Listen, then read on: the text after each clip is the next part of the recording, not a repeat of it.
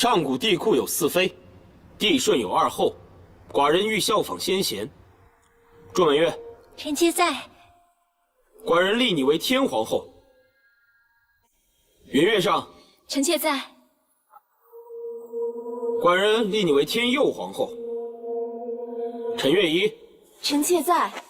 寡人立你为天左皇后。尉迟志凡，臣妾在。寡人立你为天中皇后。元皇后杨氏，改立为天元皇后。陛下，臣妾没听错吧？哼！父皇不让寡人废了他的后位，寡人索性就立5个皇后。哼！看他还敢不敢那么自大了。元协，你是拟旨，马上送到凤仪殿，向皇后颁诏。是。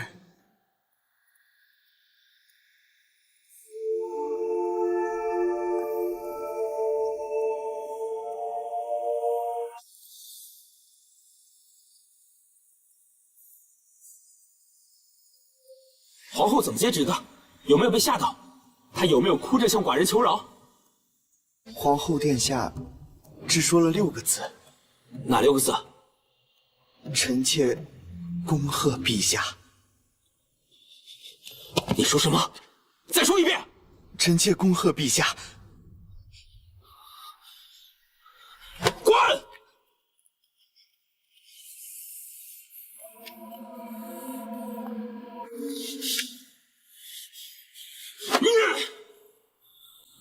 来，快给咱们的皇后请安。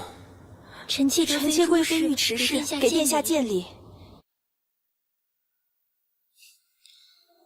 恭喜陛下又得佳人。来人，给2位贵人赐下见面礼。是。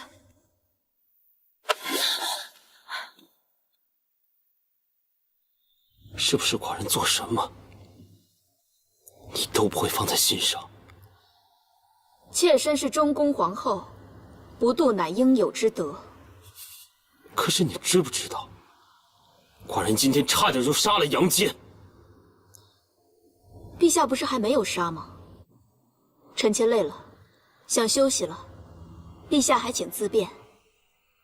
若实在没有地方供品于妃之乐，臣妾也不介意把凤仪殿给让出去。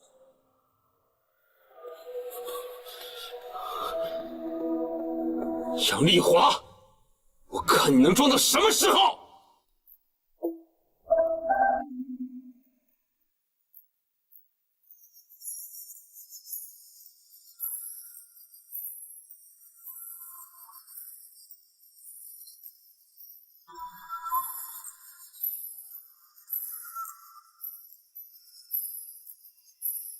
皇上，皇后说她在凤仪殿斋戒沐浴，就不来打扰圣上和各位贵人了。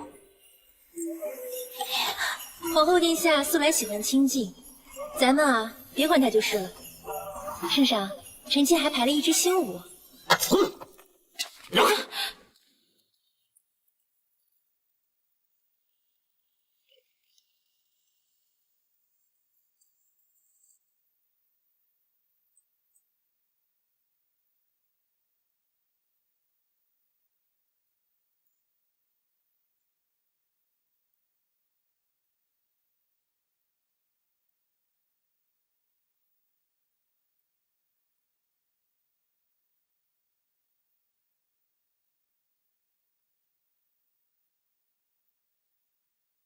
皇后不是在斋戒沐浴吗？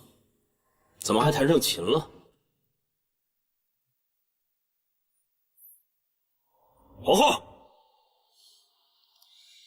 斋戒沐浴是为了祈福，臣妾以琴祝寿，又有何不妥？是不是寡人不来找你，你就永远不会来找寡人？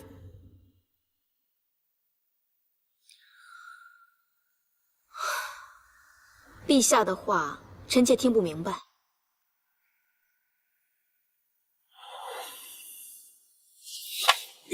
干什么？你干什么？放下来！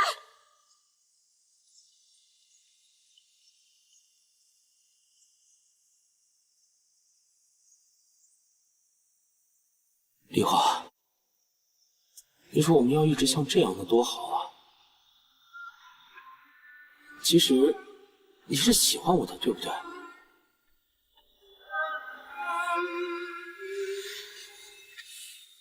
别哭啊！丽华，你怎么了？寡人向你赔不是，这都成了吧？杨丽华，你够了！你到底想要寡人怎么样？我要你出去，永远也别进这凤仪殿。你再说一次，柳州，你现在就杀了我，因为你永远也没办法废了我。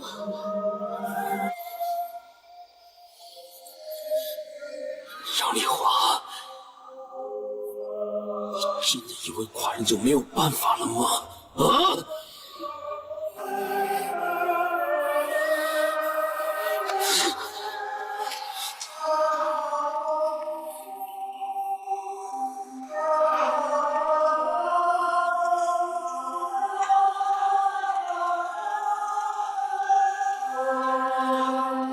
殿下，您怎么就不能顺着一点圣上呢？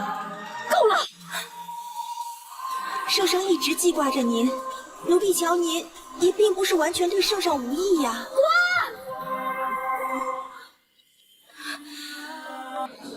武后病立，这种荒唐的事情，圣上也能做得出来？圣上效仿上古贤帝，有何不可？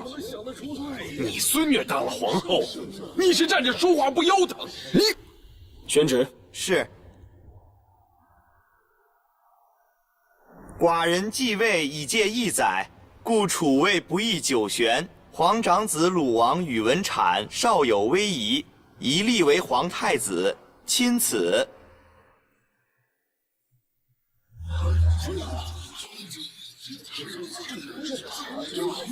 臣不敢奉诏。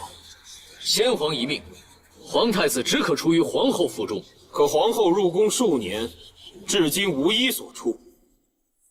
难道她一辈子无子，朕就不能立太子了吗？杨坚，寡人知道你这是想当未来皇帝的外祖父，可是寡人还没死呢。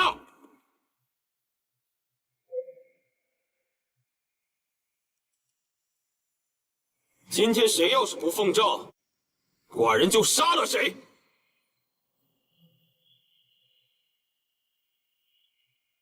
岳持久，臣遵旨。郑义，臣遵旨。杨坚，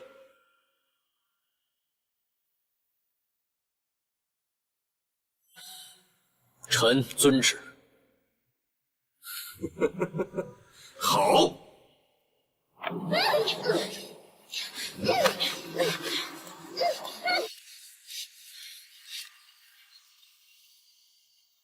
怎么样？看见你爹跪在寡人面前，开不开心啊？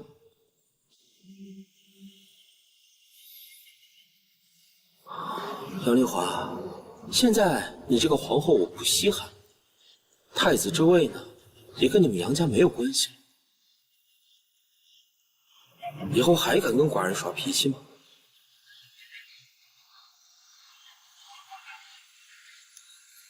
有人叫你说话。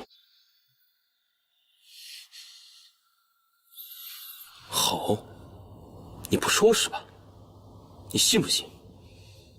寡人现在就去杀了你全家。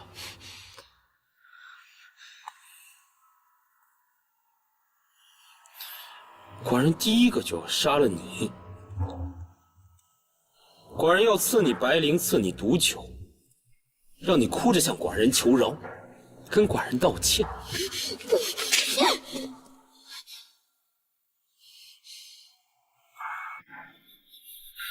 你还敢打我？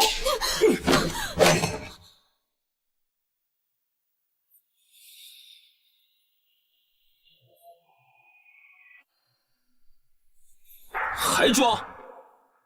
寡人看你能装到什么时候？丽华。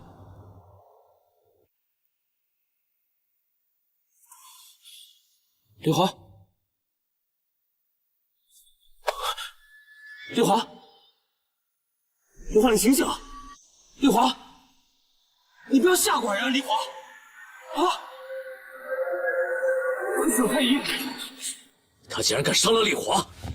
不许去！这件事情，我们不能让任何人抓住破绽，所以只能我来。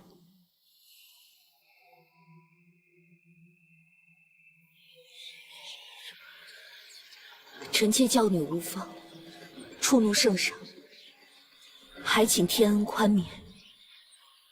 瞧瞧隋国公夫人多可怜，皇上又武后病立，又突然之间废了太子，这不是明摆着作践皇后吗？大司马夫妇克己复礼，是为了大贤呐。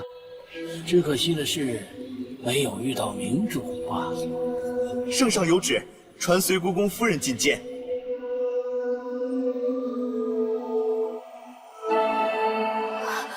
丽华，阿娘，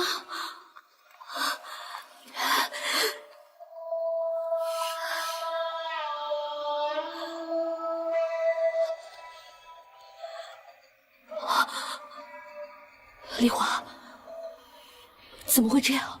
这是怎么一回事啊？国公夫人不用担心，丽华没事，只是寡人一时失了手，所以是你打的，只是一时失手。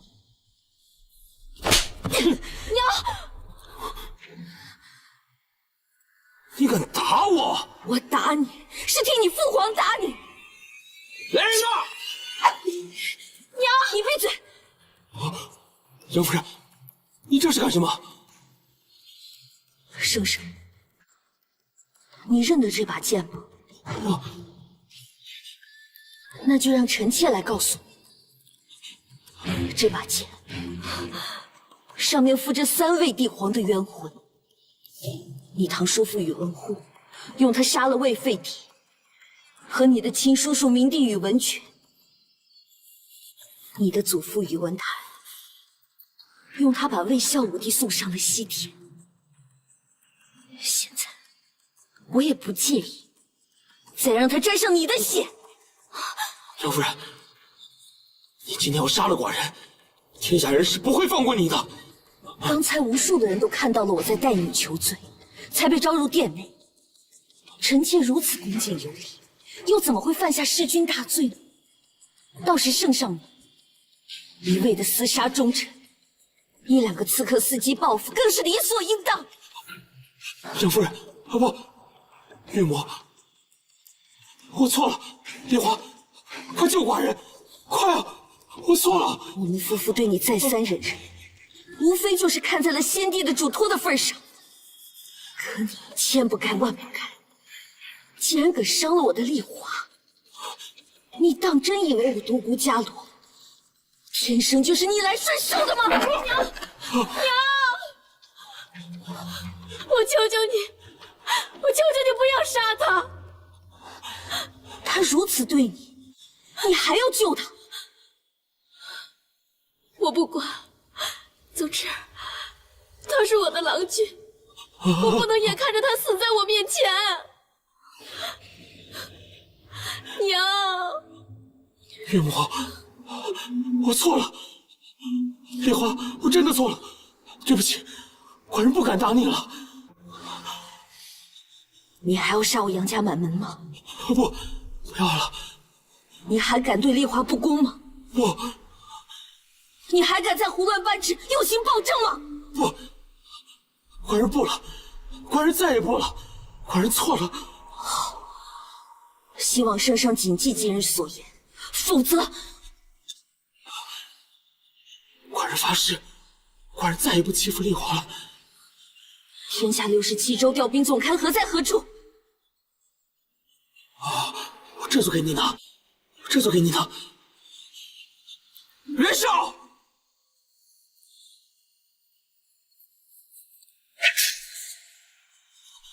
圣上，圣上，丽华，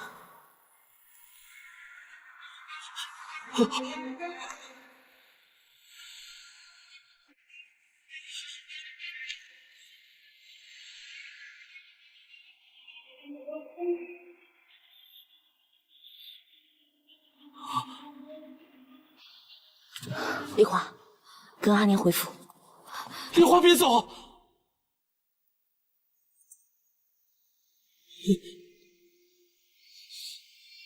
宫里已经如此乌烟瘴气，你为何还要留在这里？娘，你先回去吧。女儿是皇后，女儿必须在宫中。娘，这是丽华自己选的路，你就让我一直走下去吧。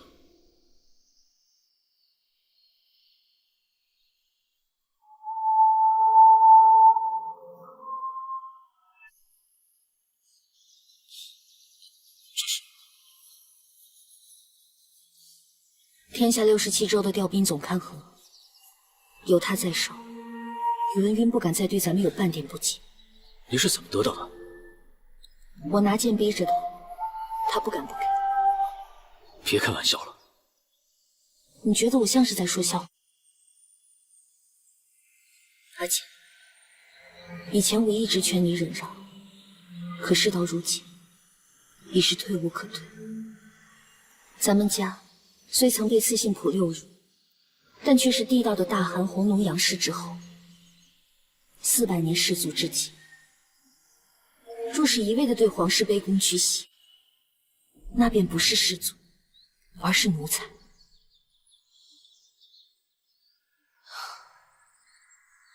宇文赟这个孩子，这2年实在是太过肆意妄为了。阿雍临去时，曾让他视我为母，子若不教，母便应责之。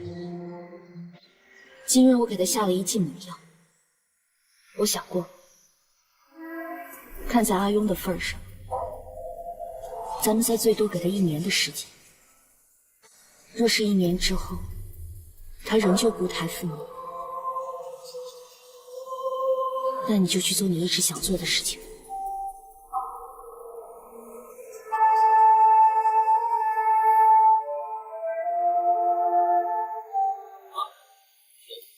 丽华呢？丽华她很好，只是她明明知道宇文赟是个混账，却还是不肯离开皇宫。她告诉我，那是她选的路。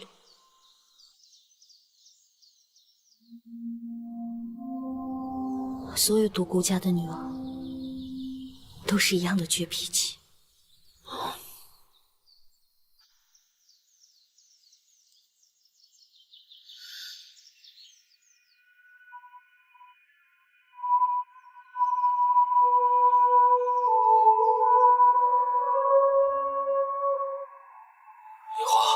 丽华，果然真的错了，我不该打你的，丽华，你原谅我吧，原谅我吧，丽华，我再也不敢打你了。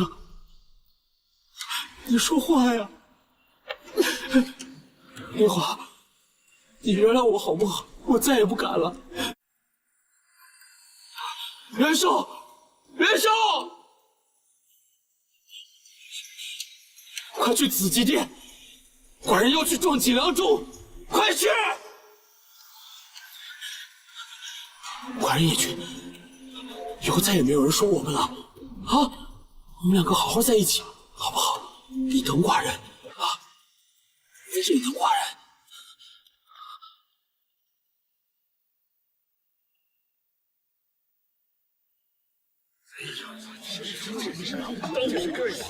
诸位，又撞景阳钟，又召集大臣，这不是拿咱们当猴子耍吗？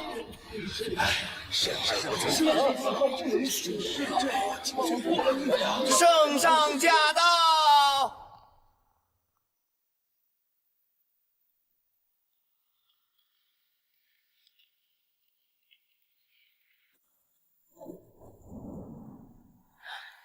圣上万岁万岁！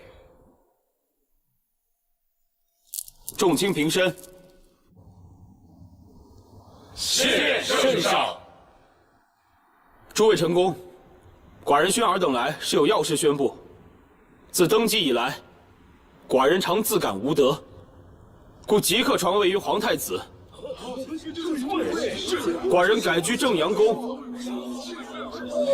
拜大司马杨坚为丞相，行监国之职，钦此。太子方立，且尚在右冲，让位之事，还请圣上三思。寡人去意已决，不必多言了。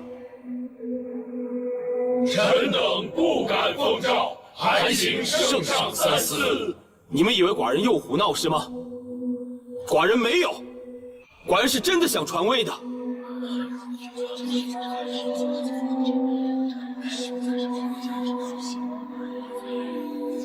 好，你们不接旨，寡人就在这里坐着，看谁耗得过谁。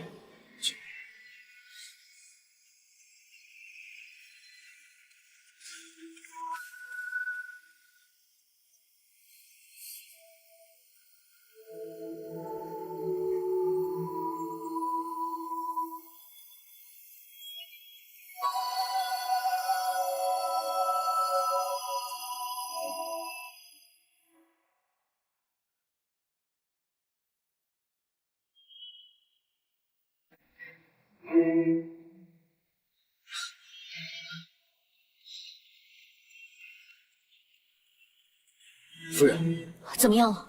圣上要让位于太子。不会吧？我真的把他吓破胆了？现在朝上局面完全僵住了，国公要是不奉诏，圣上就不罢休；可国公要是奉诏了，圣上那些话，难免会让国公被视为王莽曹操之流啊！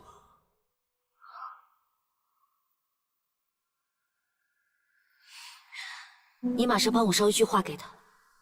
现在大事已经如此，既已成骑兽难下之势，便只能勉力为之。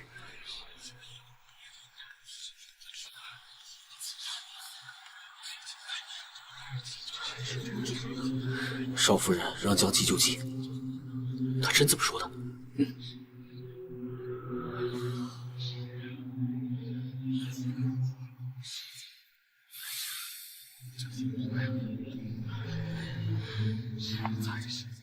圣上既执意如此，臣等当鞠躬尽瘁，辅佐新帝。好。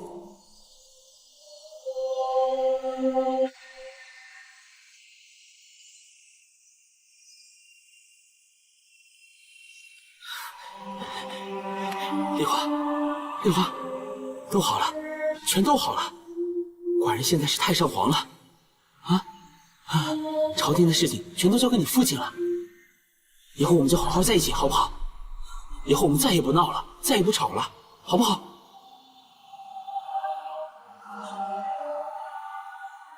好不好？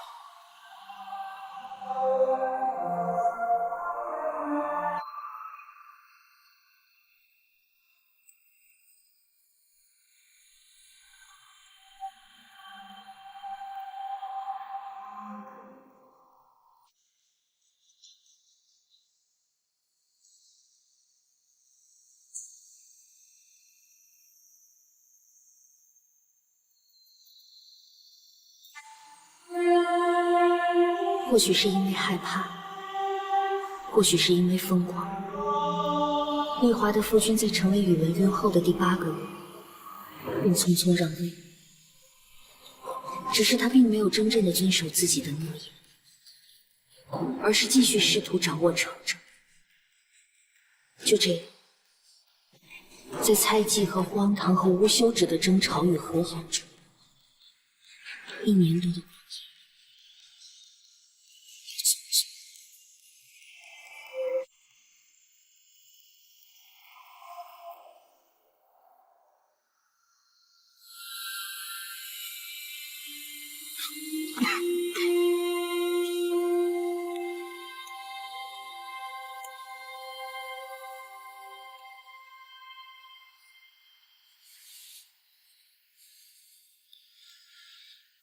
丽华，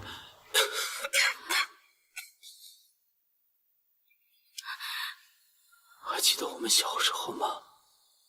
我好想回到那个时候，我想看看你长什么样子，你却咬了我。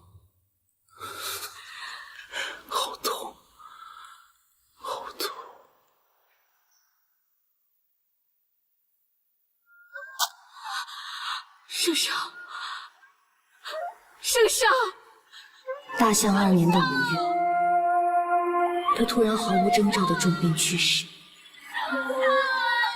当晚便有谣言传出，说这是阿坚所为，这也造成了丽华和他父亲第一次的激烈争执。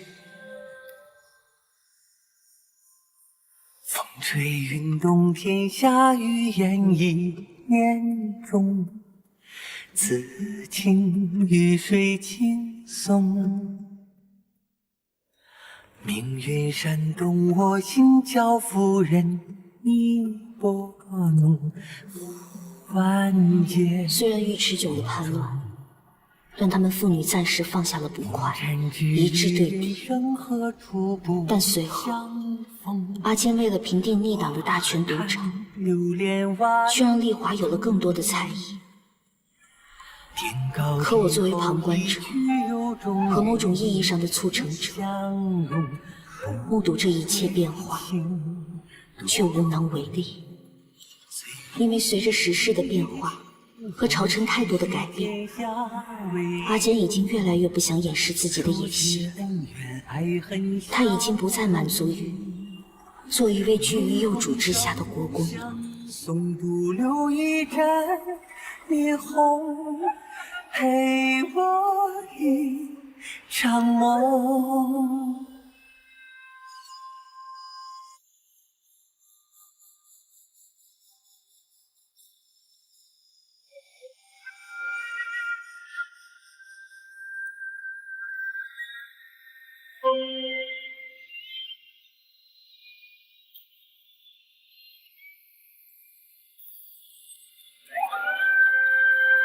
大象2年12月，阿坚受封为王爵，世称隋王。我叹流连万众，天高地厚，一曲有终，与你相拥。最情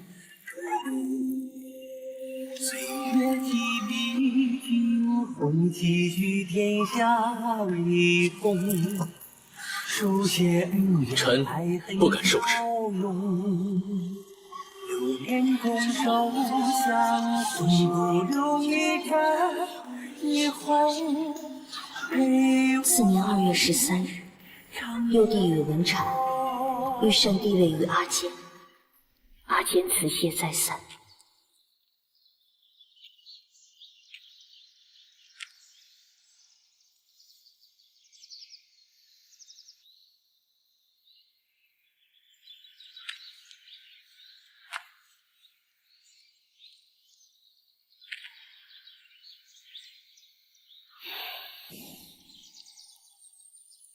如果接受禅让，不但丽华只怕这辈子不会原谅我，我还会落得个谋朝篡位的恶名。但如果不接受，我又心有不甘。伽罗，你再帮我做一回决定吧。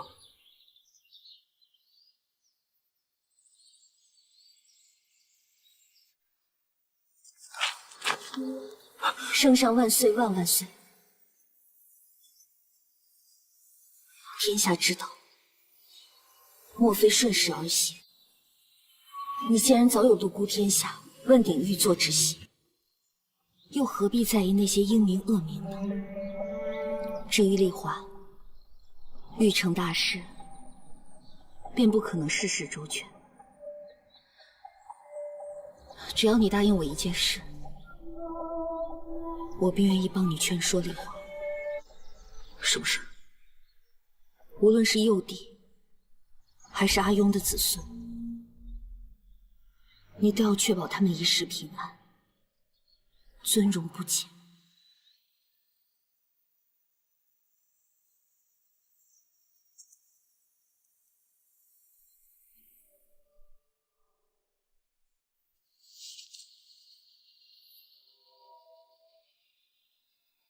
君诺。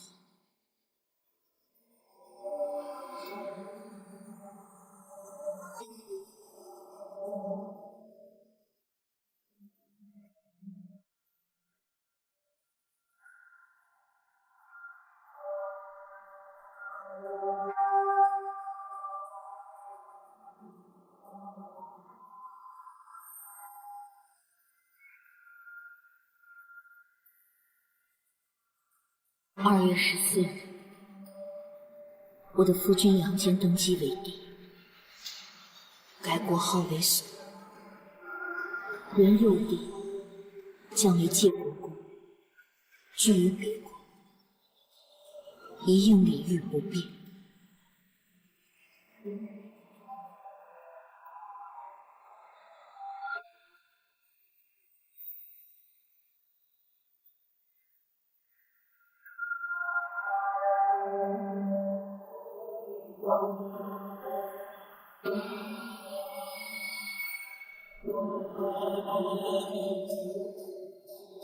圣上万岁万万岁！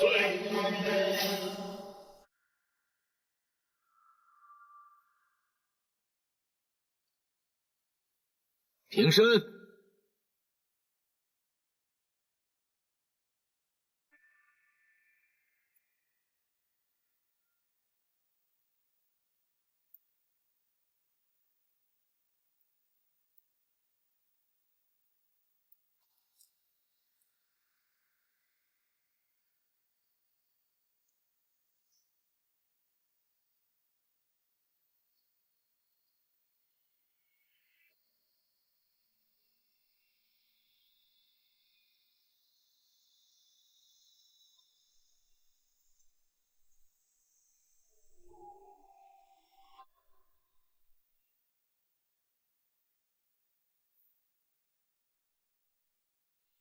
殿下应当欢喜才是。要换作是我，一想到这满头的金子能值多少钱，肯定高兴的连觉都睡不了了。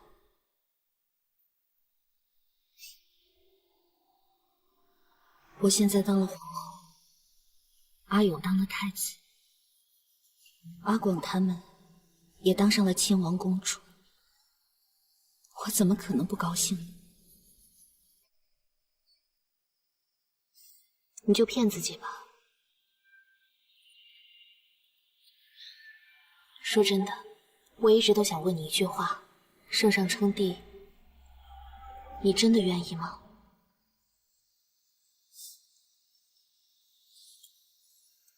还记得我们刚认识的时候吗？那个时候，你只是个见钱眼开的小丫头，我也只是一个为了婚事不遂就要死要活的蠢姑娘。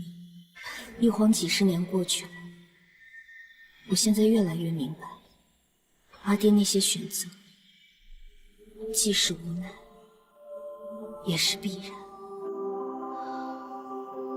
人生如流水，一旦乘舟而下，就再也没有办法回头。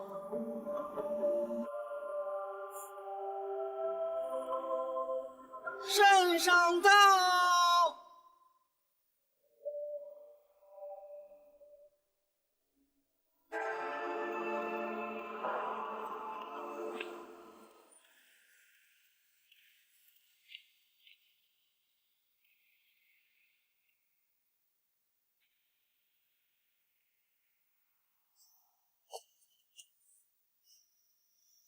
参见圣上。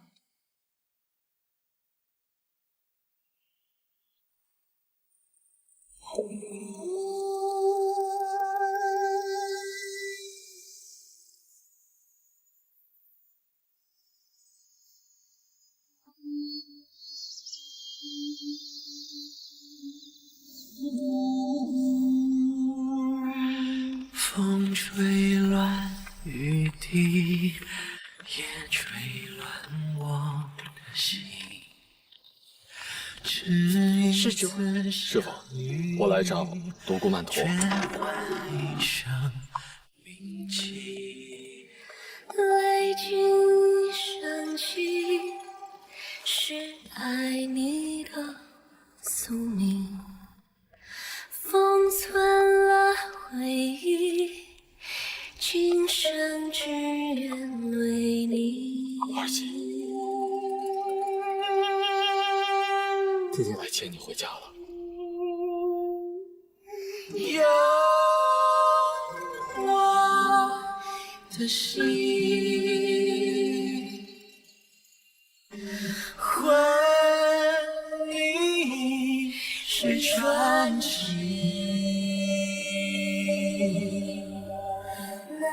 怀的风雨繁华上，不经意辗转一生。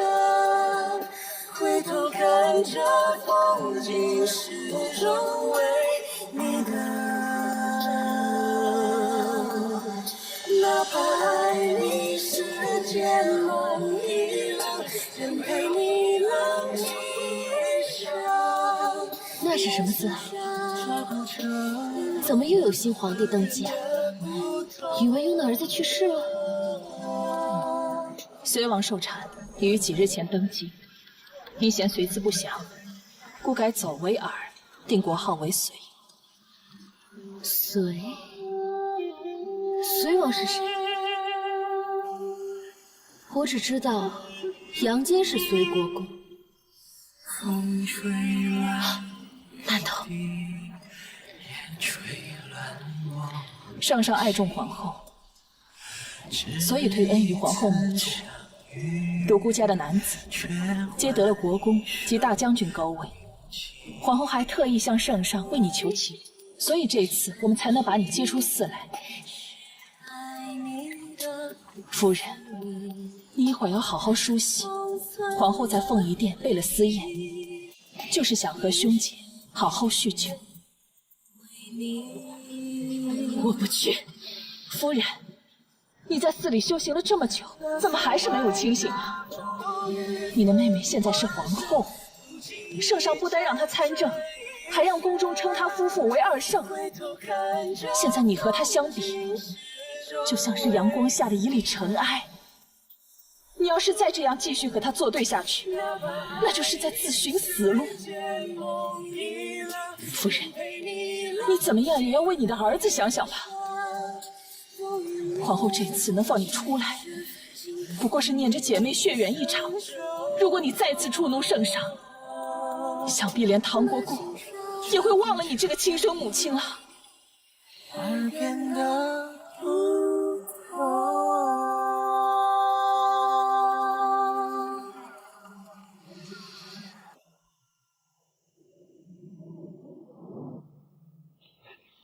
自父亲亡后时隔20年，我们兄弟姐妹才能重新聚首。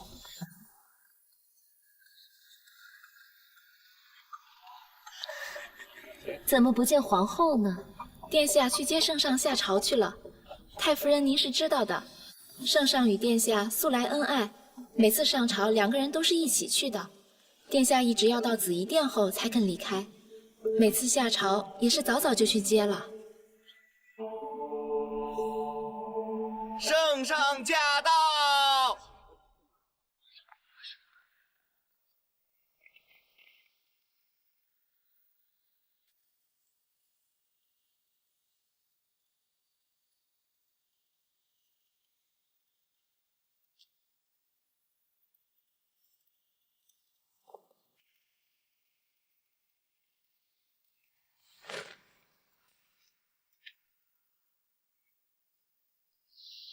参见圣上，参见皇后。平身。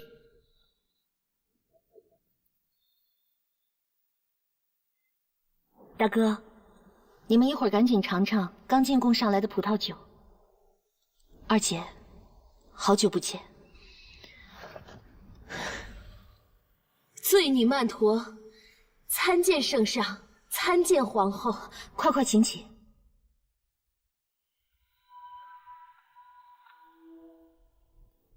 殿下，请听臣妾把话说完。这些年，臣妾一直在寺中潜心修佛，闲暇之余，也会回想起那些陈年旧事。臣妾虽然野性多故，可一直自卑于自己庶出的身份，才会心生妒忌，一次次作茧自缚。幸好圣上和殿下一直对臣妾宽宏大量，才苟活至今。如今臣妾已经大彻大悟，不求圣上和殿下的原谅，只愿回到寺中，为先夫祈求冥福。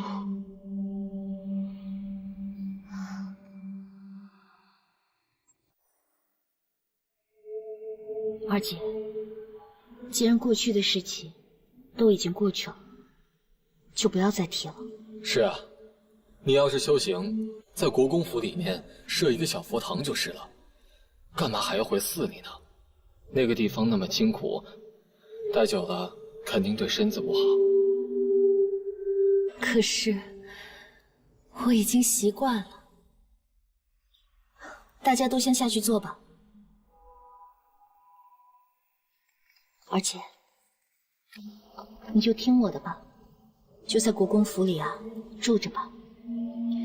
有一个人，你肯定很想见到他。唐国公到。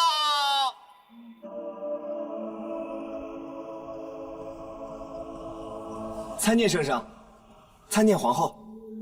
姨母，到底是什么好东西你要给我？又不稳重了。来，你看看这是谁？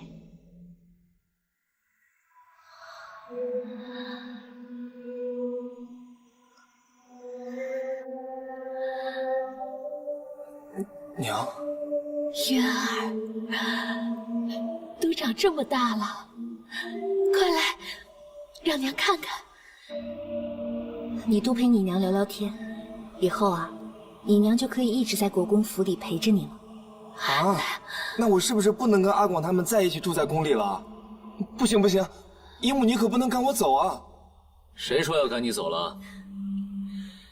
你现在可是管着宫中禁军的牵牛背身，这贤殿屋子一直都留在那儿，也不会跑。倒是寡人怕你3天2头的跟阿广他们抢东西吃，把你姨母都吃穷了。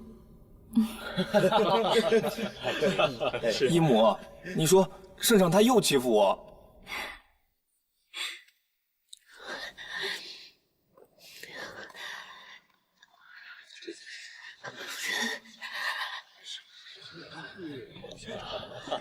对，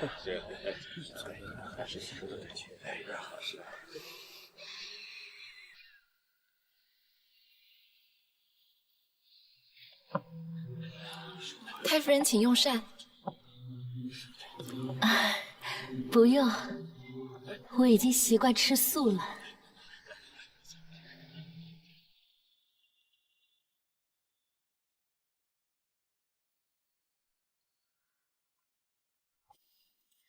二姐，回到国公府之后，一有时间就来宫里多陪陪妹妹吧。好，你看这宫里啊，我也没人陪我说话。你觉得他是真变了，还是只是做做样子？不好说。不过他以前认错的时候，多半会含着眼泪，月儿真的很楚楚可怜的，边说边瞧着圣上您。可今天他一直低眉顺眼的，一直连头都没有抬。找个人进唐国公府，悄悄监视他。遵旨。怎么？觉得寡人对以前的未婚妻都如此提防，实在太狠心了吧？臣不敢。这做了九五之尊，才知道皇权是个多么可怕的东西。在他面前，烈华和我20几年的父女情谊，都因为几句谣言，全部险些化为泡影。所以任何事情，我都不能不提防。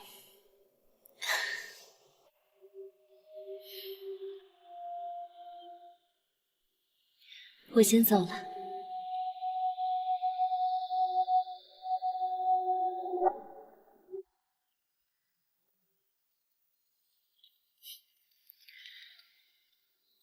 今天讲了这么多的话，累不累啊？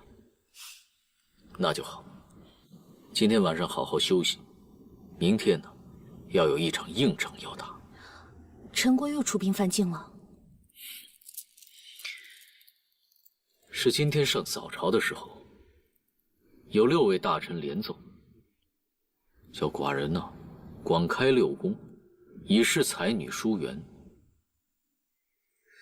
不知皇后意下如何？你敢？为父当然不敢了。所以明天早朝，寡人就说自个儿年纪老迈，皇子众多，所以还要多谢重卿美意了。只是不知道大臣们听了这些话之后，会不会在背后里嘲笑寡人已经雄风不再了？所以佳洛，寡人受的委屈，你得帮我补回来。你真的心甘情愿？古来的帝王可没有虚设六宫的。谁叫我娶了一个小心眼的媳妇呢？早些年，你提着一把宝剑到酒楼，差点把我跟歌妓一起劈死的事儿，好多人肯定还记着。只是以后啊，不管是朝野之间，还是史书之上，恐怕只留下你生性嫉妒、擅宠爱姬的恶名，你受得了吗？史书是写给别人看的，可日子是咱们自己过。在世人眼中，你不也是个杀人如麻、夺权篡位的当时曹操吗？看来我们两个还真是绝配啊！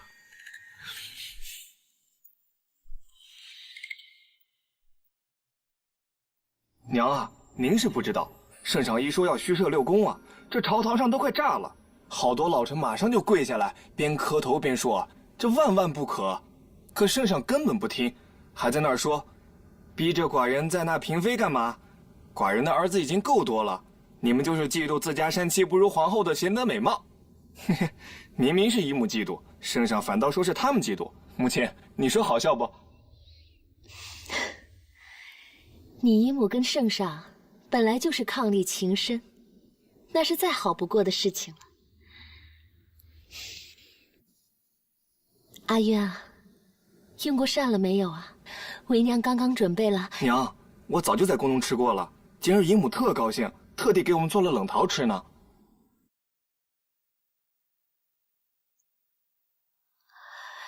啊，那你去练剑吧。是。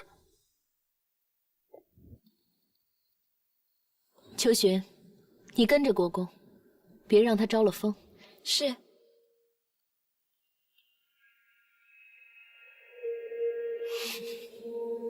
杨坚啊杨坚，你当真以为关了我2年，我就变成傻子了？我不知道他是奸细吗？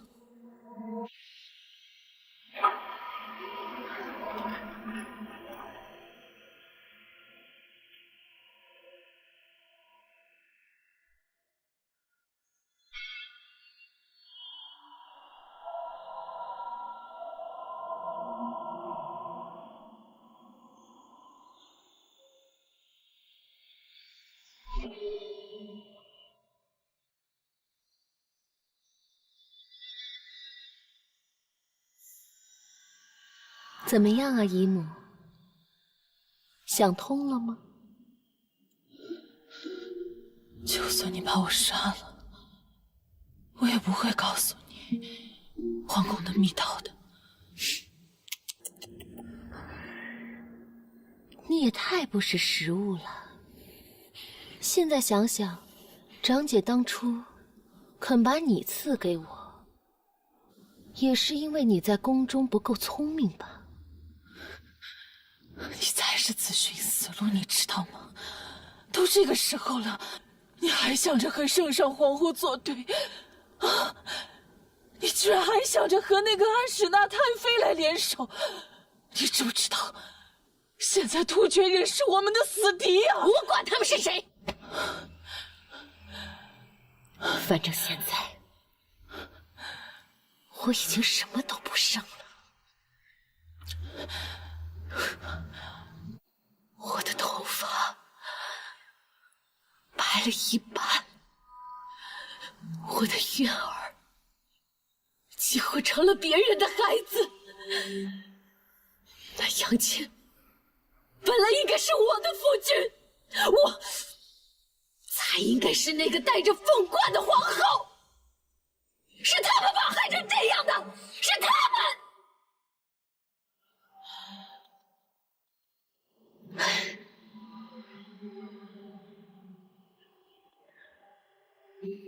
我知道，在你们眼中，我就是那个百戏班里不停作死的奸女儿。可是人生不是演戏，谁规定的？别人踹了我一脚，再扔个蜜桃，我就应该感恩戴德。我还不到40岁，凭什么我这一生就应该忍气吞声？凭什么？你疯了！疯了！杨坚不是最怕别人议论他得位不正吗？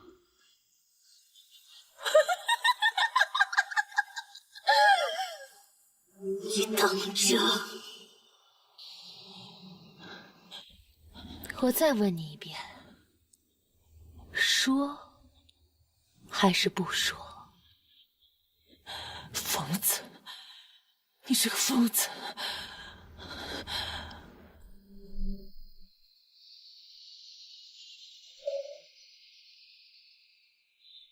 你是个疯子，你是个疯女人！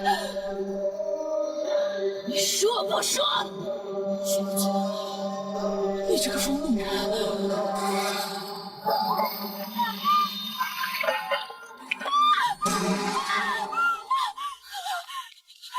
怎么回事？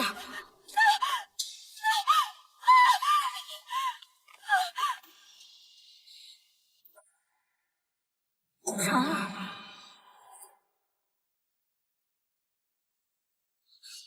婵儿，婵儿，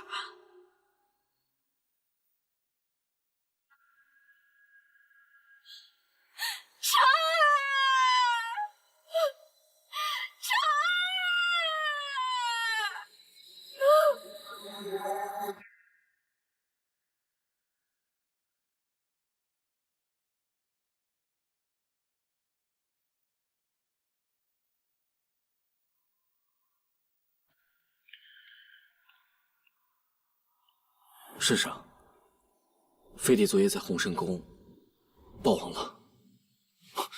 什么？身中气刀，早上才被发现的。怎么搞的？寡人让你做左伯公，你是怎么管理宫中宿房的？臣有罪。不过以臣之见，这应该是乱党或者陈国人所为。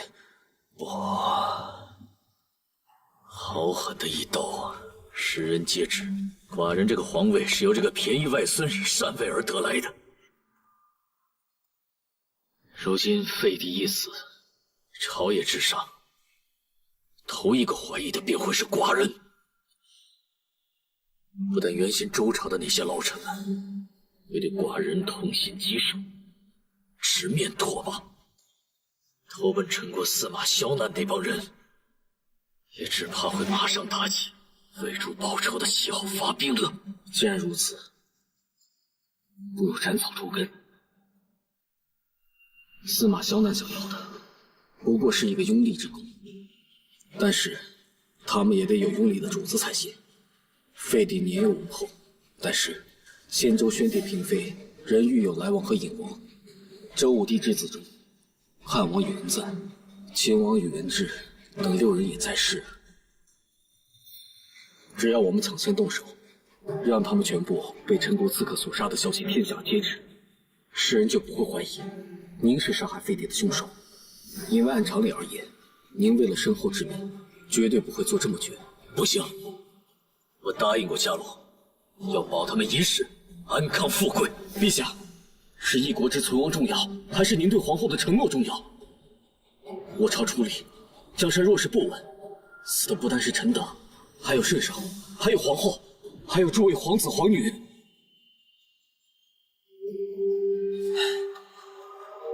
臣未能保得废帝平安，已然失职。虽为臣自愿请命，行此恶事，陛下对皇后有所诺，但臣对皇后却无诺。只要圣上不干涉微臣所为，就不算为师，请陛下三思。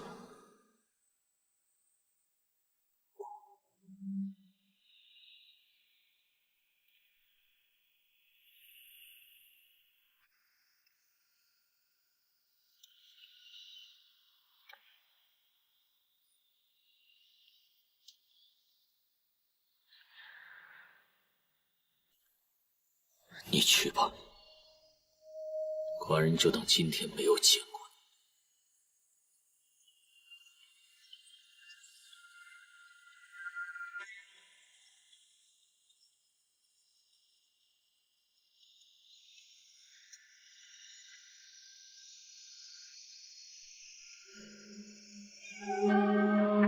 你。是不是？到底是谁干的？圣上到！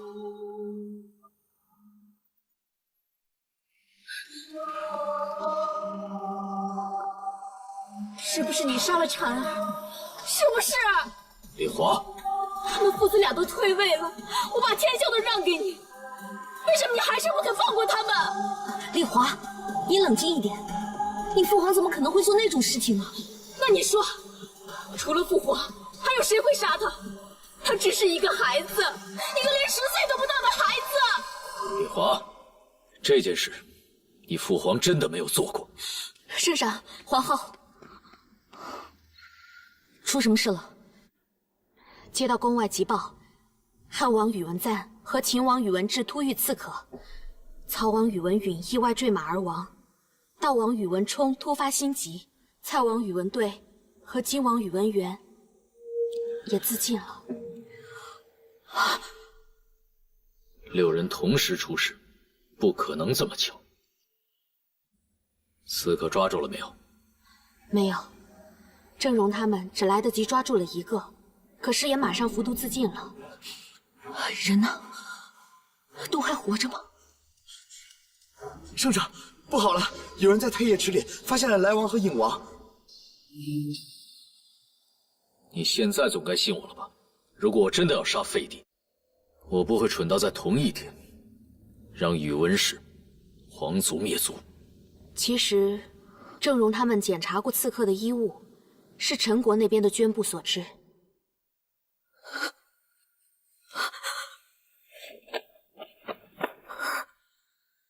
阿勇，对不起，我食言了，对不起，对不起，对不起，对不起。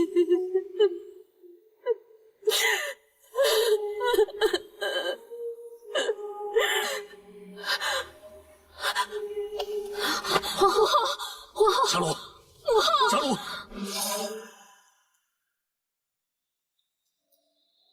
霞罗，你答应过我什么？为什么我所有的子孙都死了？为什么？阿勇，阿勇，没事，太医已经看过了，只是一时受惊，血不归经。来，把药吃了。我不喝。伤心归伤心，这病得治吧。宇文湖偷袭那一次，我发过誓的，只要你能活下来，我就一生不进药室。何必这么较真呢？用不着跟自己的身子过不去。这不是较真，这是守诺。我没做到的承诺已经太多。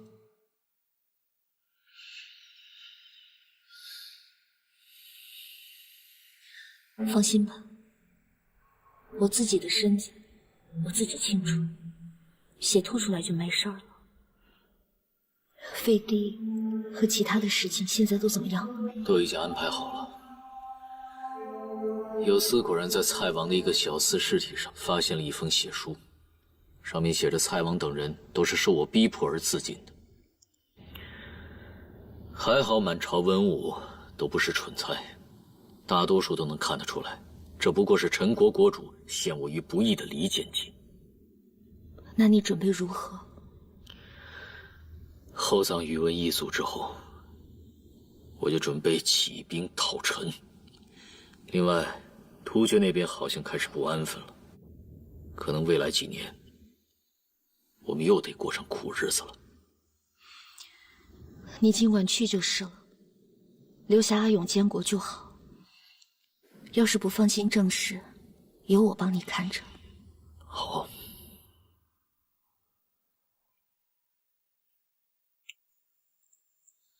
对不起，如果我多派一点人保护他们。不怪你，夜深了，你早点回乾安殿歇息吧。今晚，我想让丽华来陪我一起住。好，我现在就派人把丽华找来。阿姐，这件事，当真和你无关吗？当然。当真。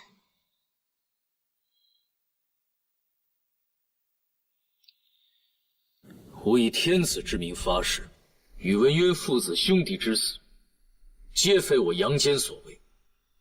若有虚言，我大隋国运当止于50年。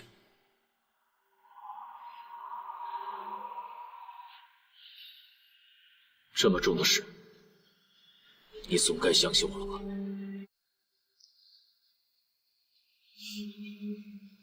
我当然信你。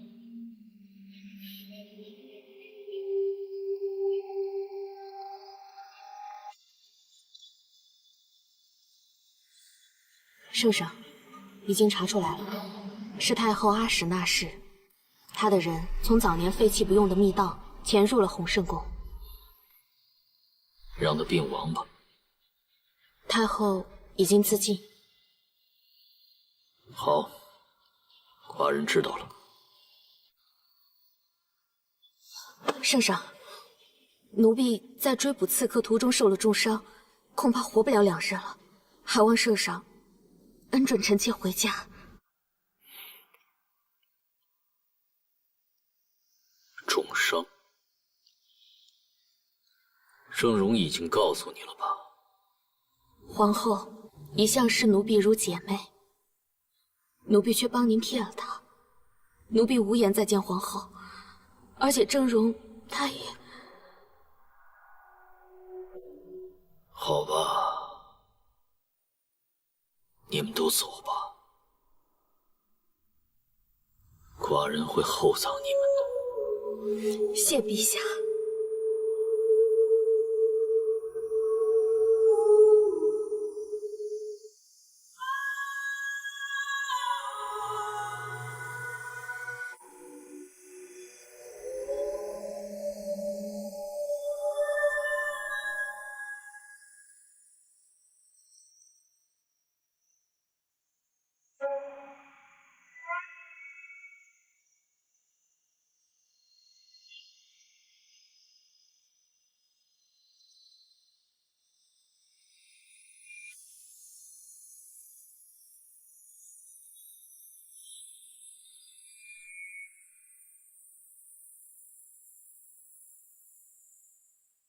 圣上灭掉梁陈2国，统一了中原，连500年以来一直桀骜不驯的突厥人，也第一次正式臣服于汉天子，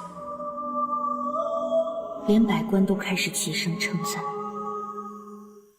说我的丈夫是不世出的英雄，是受命于天的转轮王。可是，为什么我却一直没有办法真正的开心起来？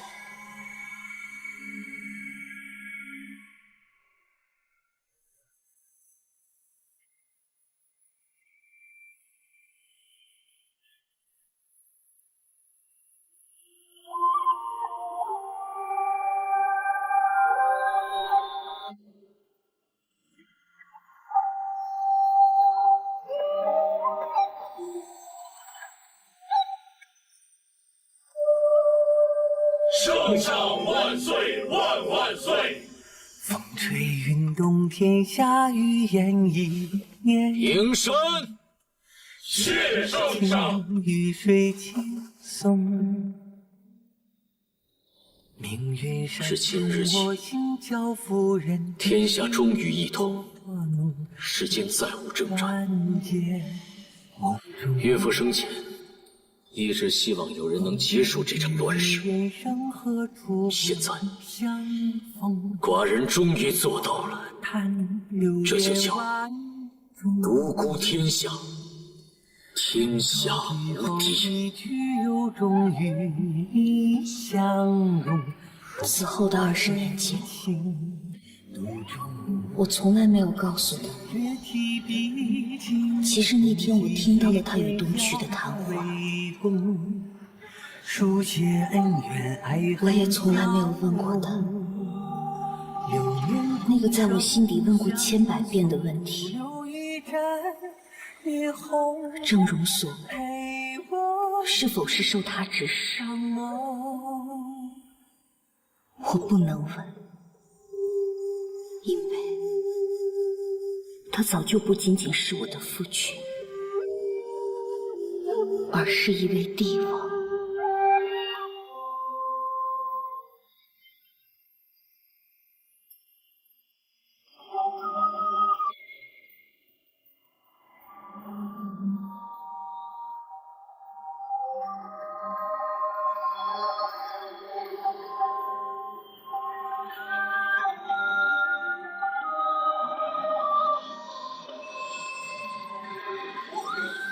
皇后呢？回圣上，皇后身体欠安，已经安歇了。继续天下为公，书写恩怨爱恨笑容。流年拱手相诉，独留一盏霓虹，陪我一场梦。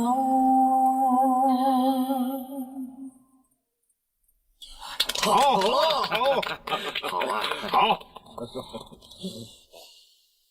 这是何人啊？禀陛下，这是前陈宣帝14女宁远公主和24女临川公主。陈国国灭后，没入宫中为奴。昔日金枝玉叶，今日阶下为伍，真是让人生怜呐。既然这样，就送其还乡，与母族相聚吧。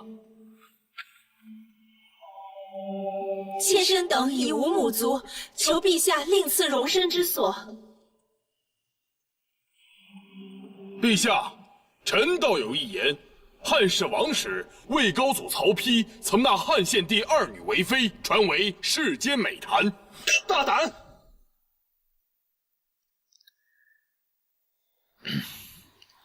老高，别在这瞎说，谁不知道寡人最怕后院葡萄架倒啊？既无去处，就留在宫中，做个史书女官吧。谢陛下。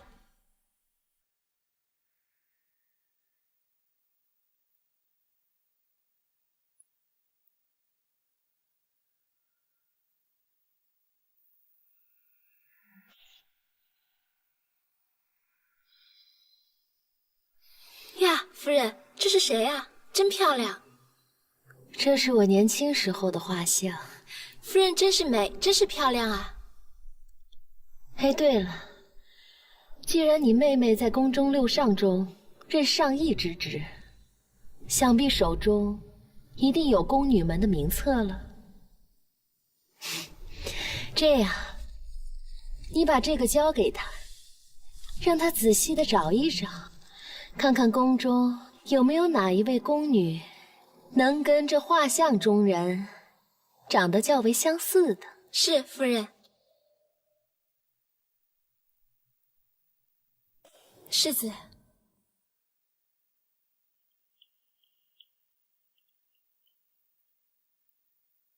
母亲，你又要做什么？没什么呀，只是找出旧时的画像，让他们晒一晒而已。你别骗我了，你分明有想在宫中搞什么阴谋诡计。哎呀，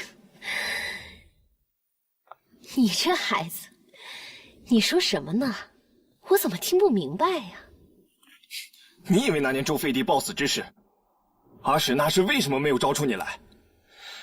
那是因为当晚在宫中负责宿卫的是我。如果不是我灭口济世，母亲你早就……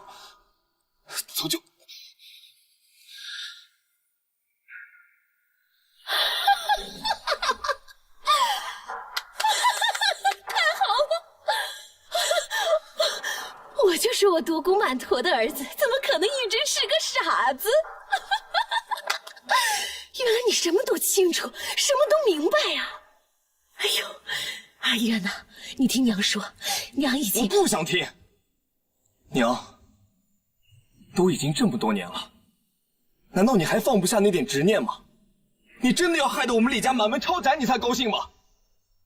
阿金，快把刚才出去的那个侍女给我拦回来！你甘心吗？你的母亲与杨勇的母亲同是姐妹，你的父亲与杨勇的父亲昔日都是柱国的丞相，可现在呢，他凭什么是高高在上的太子，而你呢，只能做卑躬屈膝的臣下？我不相信你没有想过。无用的事情，我从来不去想。独孤天下的预言，我相信你听说过。30年前，大家都觉得它印在了我长姐身上。现在呢，人们又认为印在了皇后的身上。可谁知道30年之后，它不会印在我身上？母亲，我听不懂你在说什么。不懂，就交给母亲来做。可是你这些无关痛痒的折腾，根本不会起作用的。怎么会呢？那河沿上的石堤，就算再坚硬，只要有那小蚂蚁一点一点的啃，终会有决堤的那一天。我7岁的时候就认识杨坚了，我对他再熟悉不过了。今天只要我稍稍那么一看，我就知道他不会再满足于做一个清心寡欲的帝王子。是男人就会有欲望，忍得了一时，他忍不了一世。几10年对着同一个女人，他早就看腻味了。既然是这样的话，那就让我来帮他一把了。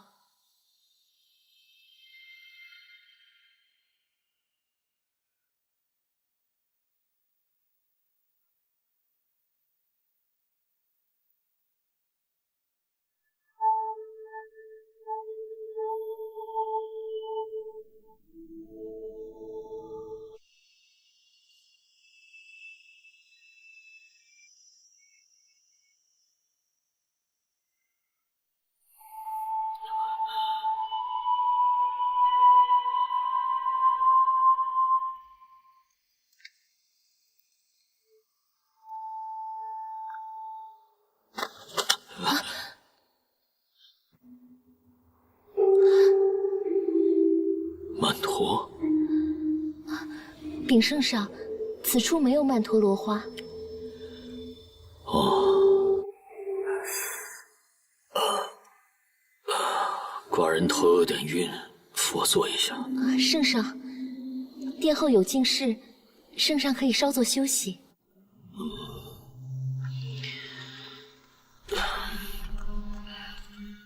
你是何人呢？奴婢小名繁叶，是新分来的洒扫宫女。哦。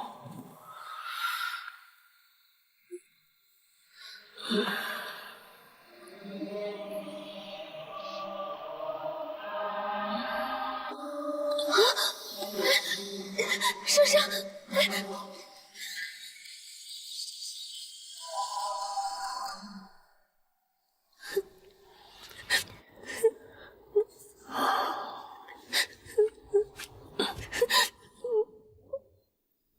呀，好了，哭什么哭？真是中了邪了！我怎么突然就……哎，奴婢怎能不哭？宫中的人都知道，圣上惧怕皇后，多年来一直虚设六宫。若是今天的事被皇后知道了……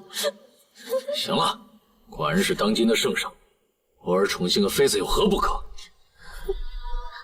寡人就赐你个才子之位，以后你就住在东都洛阳宫中去吧。谢圣上。待会儿上宫会安排此事，今天的事情不许跟任何人说。是。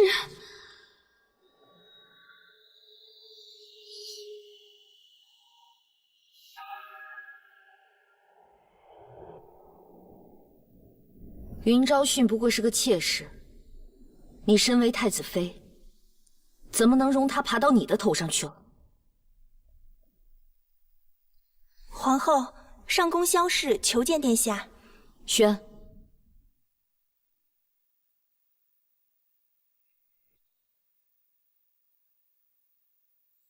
殿下。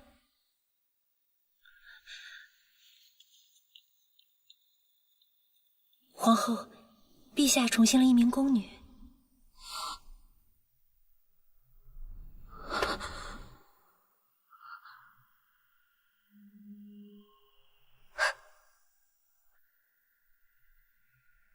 终于，也到了这一天。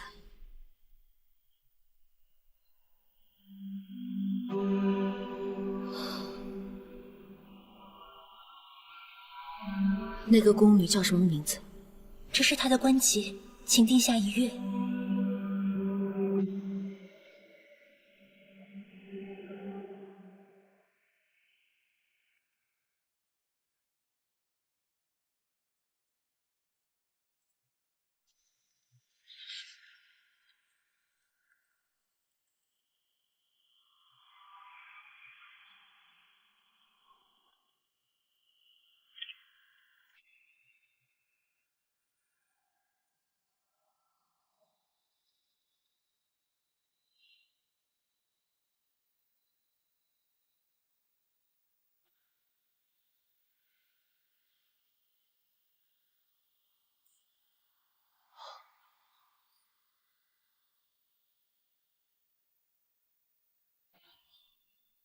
圣上，该退朝了。昨天寡人交代你的事情，办得怎么样了？这没办好，赶紧去办，千万别让皇后知道了。圣上，不是奴才无能，是那个叫樊毅的宫女，已经被皇后赐了白绫了。什么？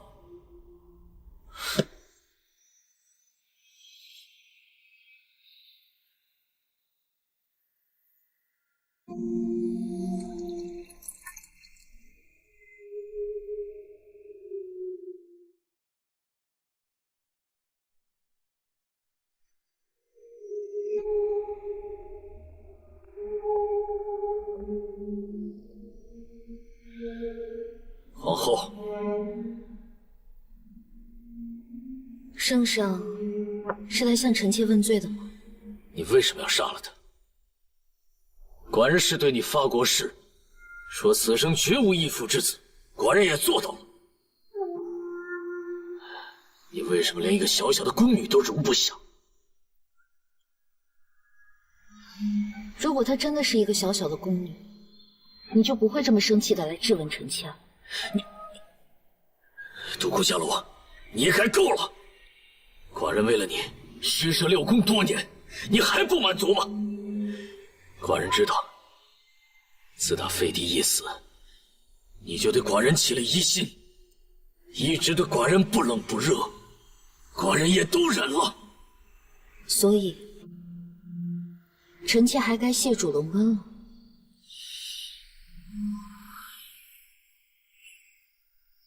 圣上若觉得臣妾有罪，就请废臣妾后位，臣妾绝无多言。你好，你不过是仗着寡人一是纵着你。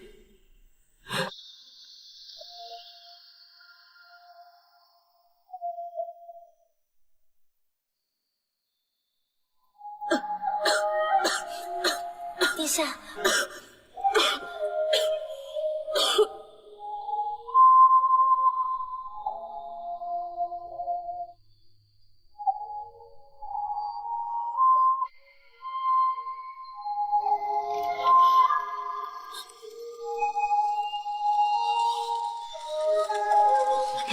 圣上，圣上，圣上，圣上，圣上，圣上，圣上，圣上，圣上，千万别冲动啊，圣上！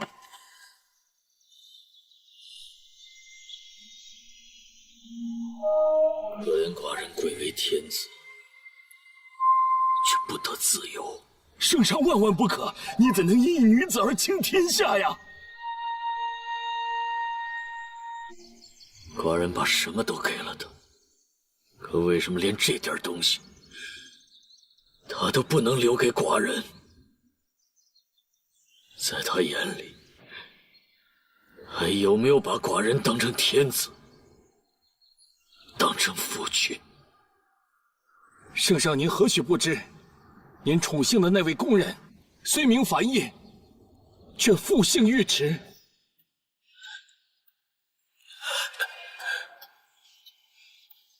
其父尉迟敦，居于大孝2年，死于陛下剑下。上宫已搜过灵光殿尉迟氏住所，在其中发现未燃尽的迷香。陛下，皇后虽妒，却绝非不明大体之人。尉迟氏既别有用心，难免心怀不轨呀！陛下，伽罗，伽罗，圣上，伽罗，伽罗，参见圣上，皇后不在殿内。那她去哪儿了？殿下说自己触怒圣上，已无言居于宫中，故已回旧居思过。心头白发起换了秋色，愿知晓有几许身份难脱落。伽罗，伽罗，你出来啊！是寡人错怪你了，别生寡人的气了。伽罗，伽罗，你出来呀！伽罗，重走前生沉默，等满天繁华都已恋了飘落，而你会否一生一世珍惜我？父皇，您还是先回去吧，母后现在应该不会想见你。轻叹一朝，那年那月那年华里，他为什么要这么对待寡人？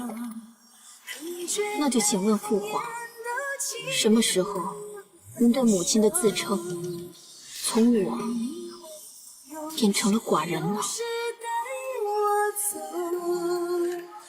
？rom漫漫征途，就此生死离别殇，也还能独孤天下与你回眸，还能独孤天下与你回眸。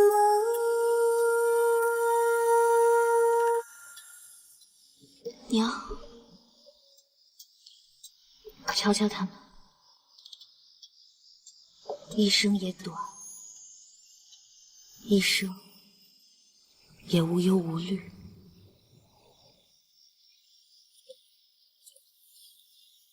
娘，虽然知道您发誓一生不服药，但您早上毕竟吐过血，进些参汤总是可以的吧？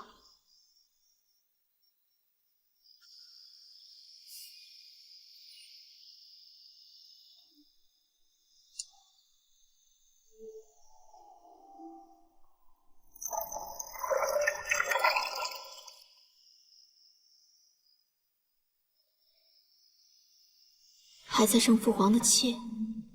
如果我说我没有，你会不会觉得我在撒谎？您和父皇只是误会，既然不生气了，还是解开的好。其实之前我也一心认定，你和父皇就是杀害阿晕一家的凶手。可直到我看您跪在凤仪殿，哭着对阿晕的父皇说对不起的时候，我才知道自己一直都错怪了你们。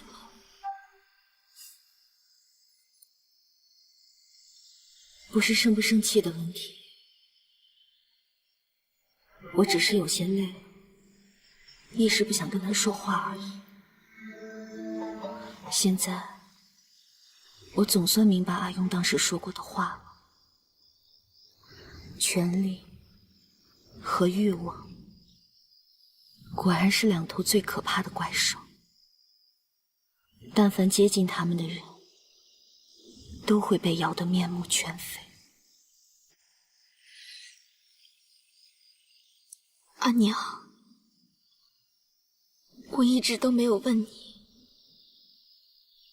在你的心里，你到底是爱阿晕的父皇多一些，还是我的父皇多一些？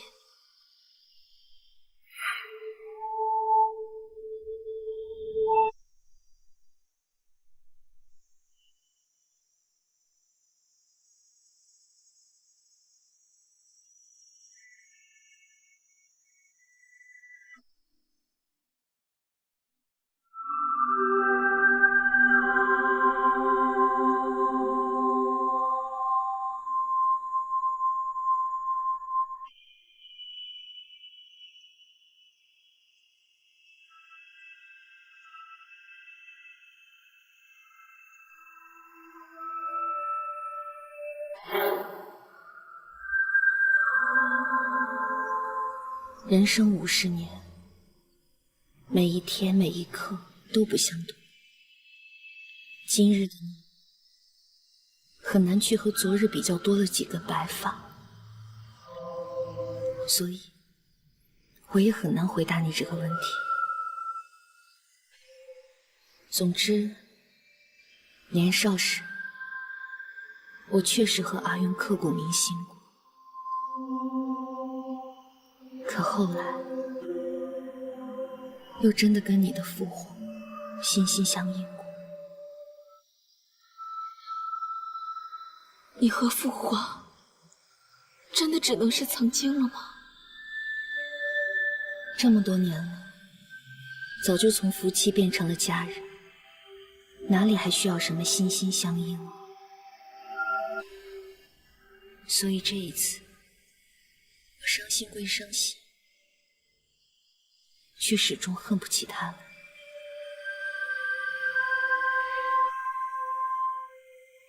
我和阿晕也是如此。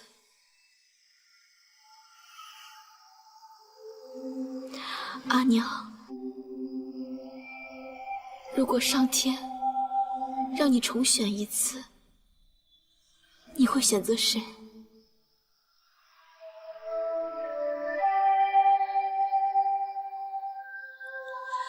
或许我谁都不选。我告诉你一个小秘密，这么多年来，我一直都在有意无意地模仿阿姐。可惜啊，天资有限，我永远也学不像。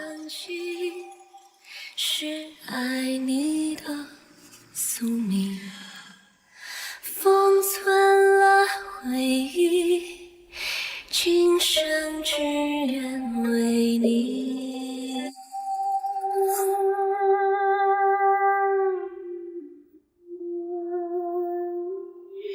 有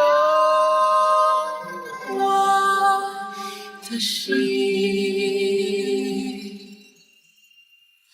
婚姻是传奇，那岁外的风经意辗转一生，回头看着风景，始终为你等。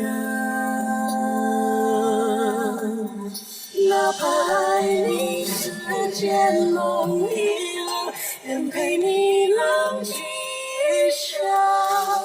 那青山，这古城，因为你而变得不同。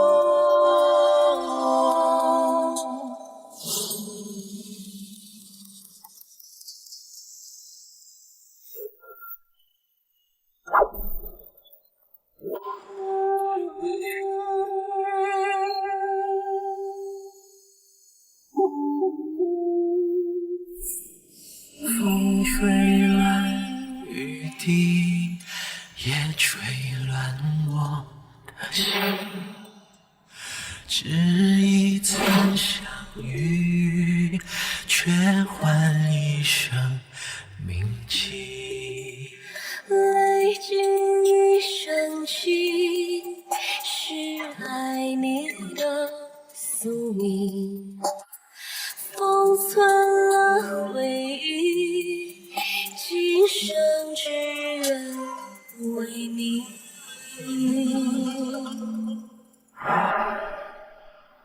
那三万个风雨繁华生，不经意辗转一生。我杨坚对天发誓，除独孤伽罗，此生绝不纳第二人，无妻子，无别室，无一生之子。若为此事，必效我晚景凄惨，死于亲子之手。那就请问父皇，什么时候您对母亲的自称从我变成了寡人呢？那青山，这古城因为你而变得不同。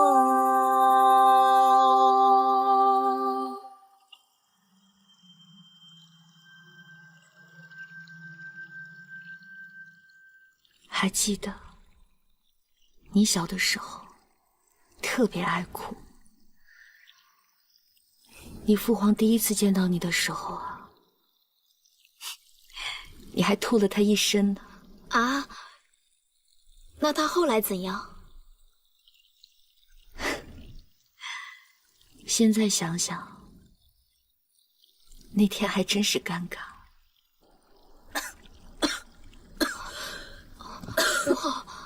母后，你没事吧？要不要休息一下？我没事儿，只是有一些心慌。天高九玄，地厚八荒。母后，是父皇。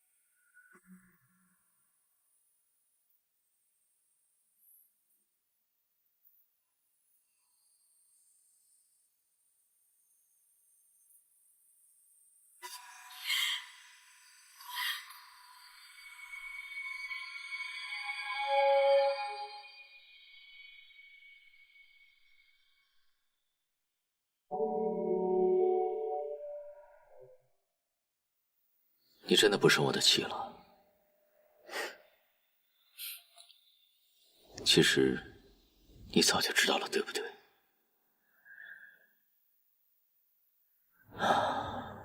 废帝之死，虽然真的不关我的事，可是阿坚，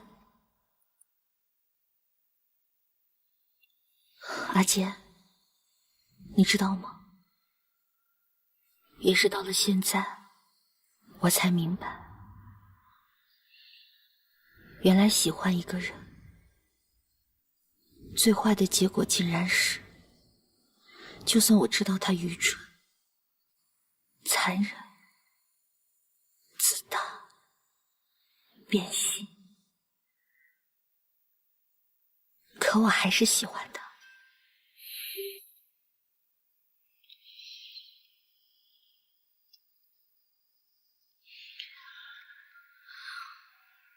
以后，我绝对不会再伤你的心了。我已经都想好了，反正阿勇现在已经可以独当一面了。明天一上朝，我就立刻跟百官去商量让位的事。等我们做了太上皇和太上皇后，就真的一身轻松了。到时候，我就带你去游历天下，去泰山，去江南。我记得你跟阿广说过，那儿有一种琼花，特别的美，而且你是从你母亲那儿听到过的，还没见过它长什么样。我带你去看看，好不好？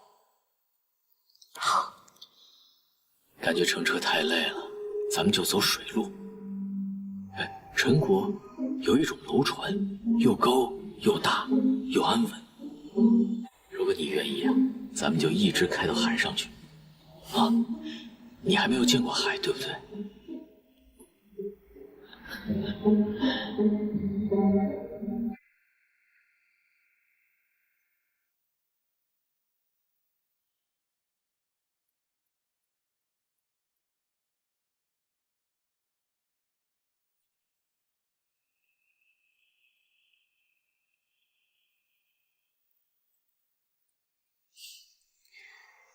这个有点太重了，压得我有些喘不过气来。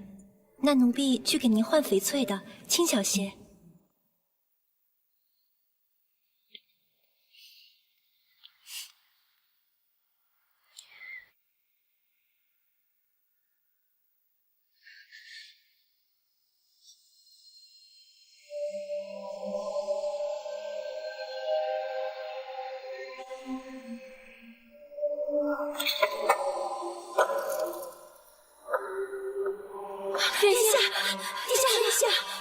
殿下，御医，快去叫御医！